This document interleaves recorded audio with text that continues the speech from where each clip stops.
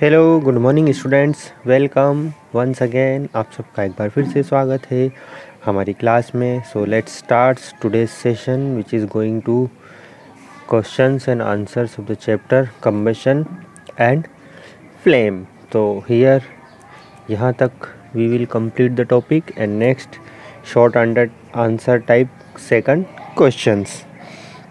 Y is incomplete combustion of fuel more harmful to human beings. जो incomplete combustion होता है fuel का वो ज़्यादा हार्मफुल क्यों होता है ह्यूमंस के लिए, वो पूछा गया है। तो इसका आंसर है पेज नंबर 73 पर। सो पेज नंबर 73 आपके पेज आगे पीछे हो सकते हैं, तो आप देखो यहाँ से आप टिक लगाएंगे। व्हेन ए फ्यूल, ये वाला फर्स्ट पॉइंट जो लिखा है, when a fuel containing hydrocarbon burns in insufficient supply of oxygen, it leads to incomplete combustion of fuel and produce ये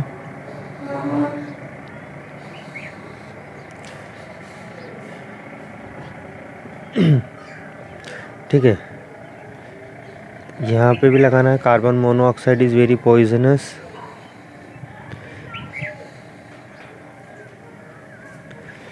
तो ये वाला लगाना है।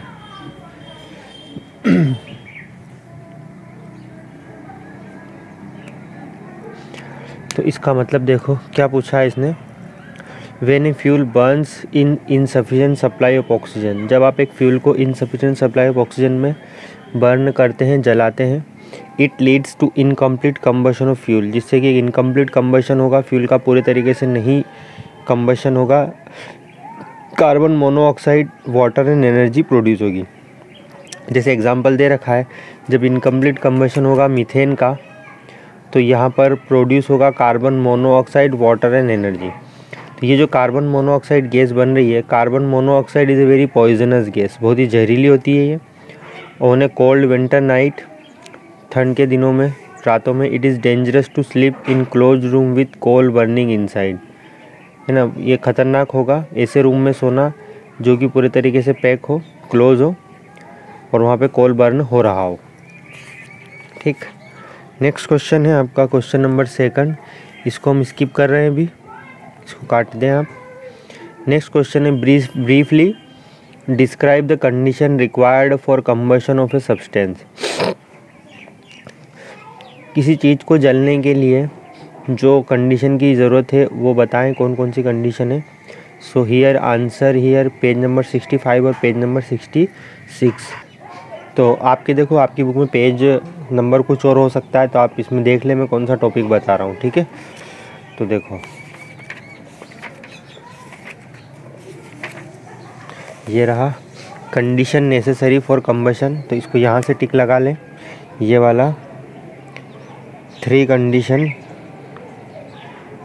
R S follow, condition necessary for combustion, यहाँ से कंडीशन नेसेसरी फॉर कंबशन कौन कौन सी कंडीशन है वो। उसके बाद में ये 3 पॉइंट आपके इसमें है, ये तीनों पॉइंट आपको लिखना है, ठीक। ये first point, second point and third point. तो कंबशन के लिए क्या क्या ज़रूरी है, देखो the presence of combustible substance, combustible substance की उपस्थिति ज़रूरी है। The presence of A supporter of combustion, supporter का होना ज़रूरी है जैसे oxygen. Attainment of ignition temperature, ignition temperature तक उसका पहुंचना ज़रूरी है कंबस्टिबल सब्सटेंस का, ठीक। ये 3 पॉइंट है। नेक्स्ट क्वेश्चन है आपका, name the different types of combustion and define any 2 types. Different type का कंबशन बताइए और कोई भी 2 टाइप के कंबशन को डिफाइन करें। पेज नंबर 65 पर। तो देखो डिफरेंट टाइप का टाइप्स ऑफ कंबशन, ये रहा आपका आंसर। आपको ये लिखना है 2 तरह का। There are 3 types of combustion, ये यहाँ से देखें, डिपेंडिंग अपॉन द कंडीशन, ये वाली लाइन, फिर combustion, rapid combustion, spontaneous combustion and explosion. तो ये है 3 तरह का कंबशन है, rapid combustion, spontaneous combustion and explosion. तो सब दो को डिफाइन करना है, तो दो की हम डेफिनेशन लिख लेंगे। एक तो आप लिख लें रैपिड कंबशन क्या होता है। तो देखो रैपिड कंबशन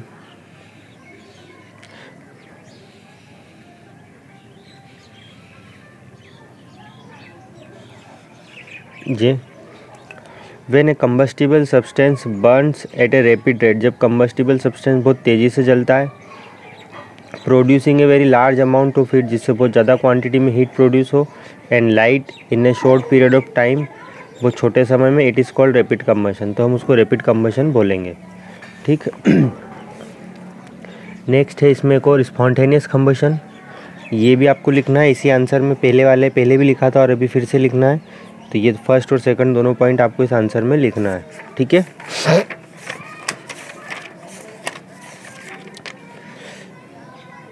नेक्स्ट है how are combustible substances different from non combustible substances. Combustible substance non combustible substance से कैसे डिफरेंस है ये बताएं। इसका आंसर है पेज नंबर 64 पर। देखिए आपके पास पुरानी बुक हो तो पेज अलग अलग हो सकते हैं, तो आप अपने हिसाब से इसको देख लें। तो ये रहा इसका आंसर, ये पहले भी लिखा था शायद हमने, ये रहा कंबस्टिबल नॉन कंबस्टिबल सब्सटेंस, ये लगा हुआ ऑलरेडी टिक। ये देख लीजिए आप कहाँ से कहाँ लगाना है। The substance that burns easily in air oxygen to produce heat and light that may or may not be produce are called combustible substance. The substances that do not burn in air, वो चीज़ें जो air में नहीं जलती है वो are called non combustible substances, उसको हम नॉन कंबस्टिबल सब्सटेंस बोलेंगे। नेक्स्ट क्वेश्चन है आपका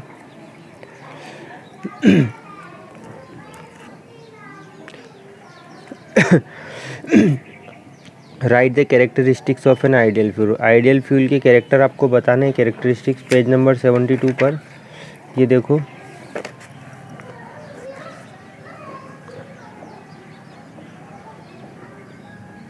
ठीक है, देखो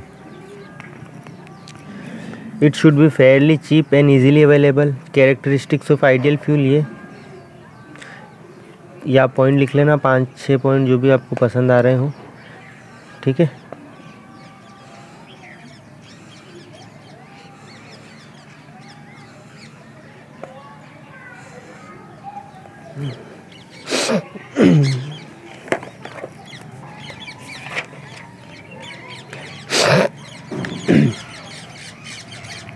Write the characteristics of an ideal fuel.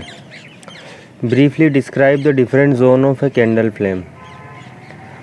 Candle flame के डिफरेंट जोन बताइए कौन कौन से होते हैं। तो इसका आंसर है पेज नंबर 71 पर, डिफरेंट जोन ऑफ कंबशन। ये देखिए टेबल बनी हुई है, ये टेबल आपको पूरी लिखनी है।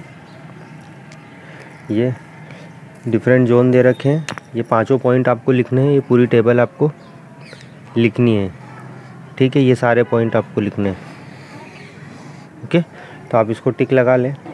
देखो मैं समझा देता हूँ क्या है ये 5 पॉइंट। सबसे पहला दे रखा है यहाँ पे पैरामीटर्स। पैरामीटर में क्या दे रखा है, अवेलेबिलिटी ऑफ ऑक्सीजन, ऑक्सीजन की उपलब्धता। इनर मोस्ट जोन जो होता है, not much air is available, ज़्यादा एयर अवेलेबल नहीं होती है। इनफ एयर अवेलेबल है, नहीं इसमें भी अवेलेबल नहीं है और इसमें बहुत सारी अवेलेबल है। Combustion, no combustion takes place. Partial मतलब थोड़ा बहुत कंबशन, और इसमें कंप्लीट कंबशन। हॉटनेस, ये लीस्ट हॉट होता है, सबसे कम गर्म रीजन होता है, ये उससे थोड़ा गर्म होता है, और ये सबसे ज़्यादा गर्म होता है। लुमिनस, ये डार्क होता है, मतलब इसमें चमक नहीं होती है। इट इज़ लुमिनस जोन, यहाँ चमक होती है, ये नॉन लुमिनस होता है। बाय प्रोडक्ट, इसमें क्या क्या चीज़ें बनती है, नील कोई प्रोडक्ट नहीं बनता है। It produce unburned carbon particle, ये बिना जले हुए कार्बन पार्टिकल प्रोड्यूस करता है with carbon monoxide. It produce carbon dioxide and water, ये कार्बन डाइऑक्साइड और वाटर प्रोड्यूस करता है। ओके, जो बाकी के क्वेश्चन है ये हमको स्किप कर रहे हैं अभी, तो ये हमारा चैप्टर क्लोज हुआ, ओके। तो ये अब जो भी हमने पढ़ा है इन सबको पढ़ें, एग्ज़ाम में आएंगे, ठीक है। तो सभी इसको कंप्लीट कर ले अपनी कॉपी, और हो सके तो बताएं, चेक करवाएं। ओके, सभी को धन्यवाद, थैंक यू, शुक्रिया वेरी मच।